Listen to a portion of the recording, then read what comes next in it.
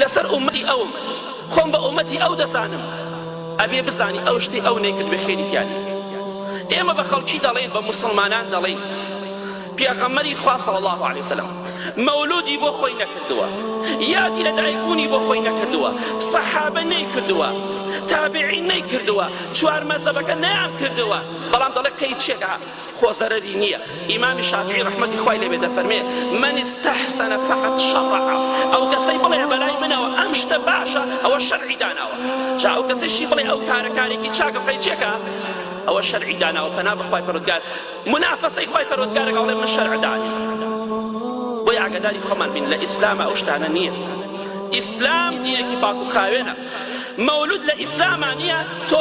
بە خەڵکی ئەناسێنی کە لە ئیسلاما هەیە جەمعیش کۆمەڵی حەدیثی زۆری لەسەر هاتووە نوێژ جەمعکردن لە ئیسلاما هەیە تۆ بە خەڵکی ئەسەلمێنی کە لە ئیسلاما نییە سەیری ئەم خیانەتە گەورە بکە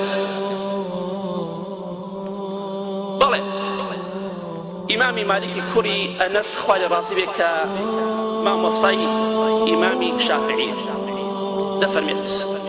من ابتدع في الإسلام بدعة يراها حسنة فقد زعم أن محمدا صلى الله عليه وسلم خان الرسالة هر کەسێک لە ئیسلاما بیدعەیە دروست بکات بیدعە واتە ئەو شتەی مخالفەی سونەتە ئەو شتەی کە لە دینا نییە لە سونەتا نییە هەر کەسێ شتێکی بیدعە بکات لە ئیسلامدا و بە باشیشی بزانێ وەکو مەولود نابوو هەندێک شت کە پەیا بووە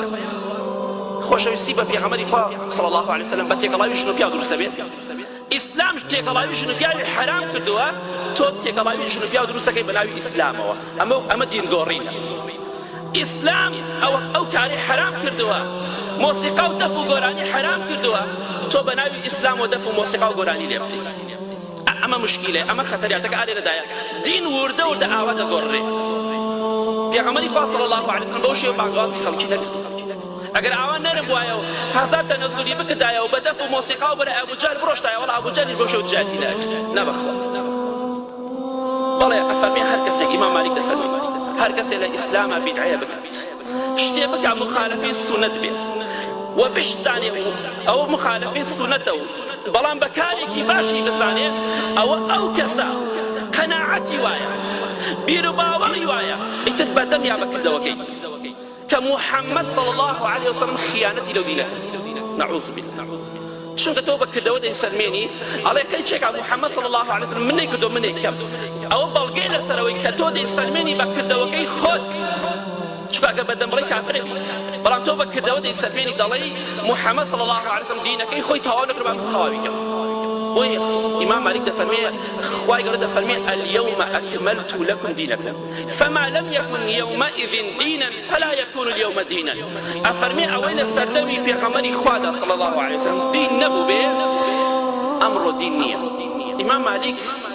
لە ساڵی 93 کۆچیە لەدایک بووە برای شیرینم ئاگاداری خۆمان بین 83 ساڵ دوای وەفاتی پێغەمبەری خوا صلی الله عليه وسلم لەدایک بووە بەڵام دەفەرمی ئەوەی لە سەردەمی پێغەمبەری خوادا صلی الله عليه وسلم دین نەبوو بێ ئەمڕۆ دین نییە باشە ئەگەر لە سەردەمی ئیمامی مالیکە ئەوەی دین نەبوو بێ لە سەردەمی پێغەمبەری خوادا صلی الله عليه وسلم دین نەبوو بێ ئەمڕۆ چۆن دینە بۆی ئاگاداری خۆمان بین با لە خوای گەورە بترسین من عمل عملا ليس عليه امرنا فهو رد پێغەمبەری خۆشەویست دەفەرمێ صلی الله عليه وسلم هەر کەسێک کردارێک ئەنجام بدا ئەو کردارە ئەو شتە ئەمری ئێمەی لەسەر دەبێ ڕەت ئەکرێتەوە قبوڵ نییە بۆیە با دینی خوا نەگۆڕین خیانەت لە دینی خوا نەکەین دینی خوا چۆنە و ڕاست و حەقیقەتە ئەو بە خەڵکی بگێنین با ئێمەش ئەو کەسانە نەبین وەکو خەڵکی مەکە بە ناوی ئیبراهیم پێغەمبەرەوە سەلامی خوای لەسەر بێ بتی ئەپەرست و دائیداوە پاڵ ئەو کاری خراپ کە ئەنجام داوە ئەیداوە پاڵ ئەو ئێمەش با کاری خراپ ئەنجام نەدین و بدەنە پاڵ پێغەمبەری خۆشەویست صلی الله عليه وسلم خیانەت لە دینەکەمان نەکەین ئینشاءالله